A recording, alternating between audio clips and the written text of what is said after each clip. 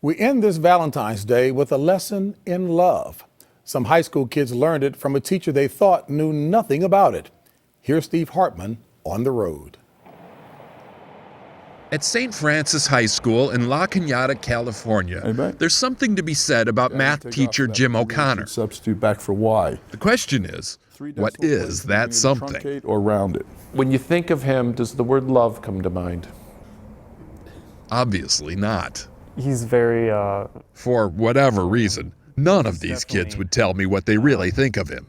oh, what's the word? Yeah, none of the boys have come in here and said, oh God, we have hated him, at times. Nobody said that. I wonder why. He's going to be seeing this, right? Oh, yeah, that's why.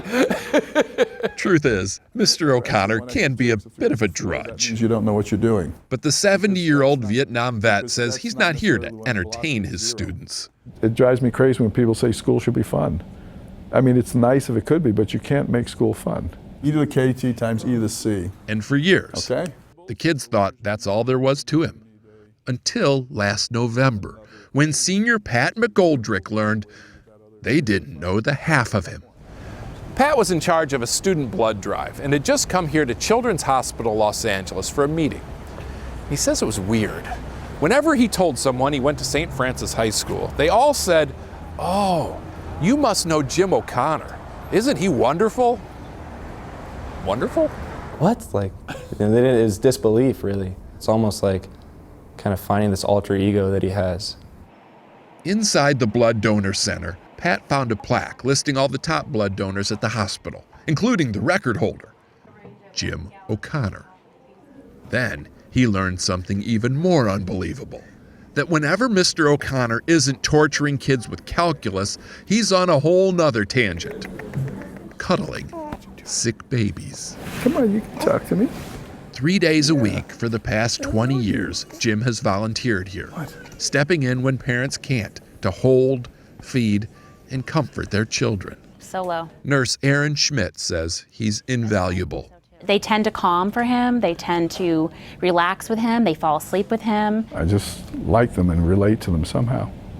Is that a smile? Jim's never been married. He has no kids of his own. Yeah. But he has fallen hard for these babies. I don't want to see him alone. You can't do that. You're not a tough guy at all. I know, but don't tell my students. If you do the calculation. Sometimes you think you know someone, but you don't have the slightest. Sometimes you think you're learning calculus, but the real lesson is life. I've always respected him, but now it's in even a different degree, really, is to the point where I try to emulate him. He's the epitome of a man of service. What you doing? Steve Hartman, on the road in Los Angeles. Jim O'Connor, synonymous with love. That's the CBS Evening News. Scott will be along Sunday on 60 Minutes. I'm James Brown, and thank you for joining us. Good night.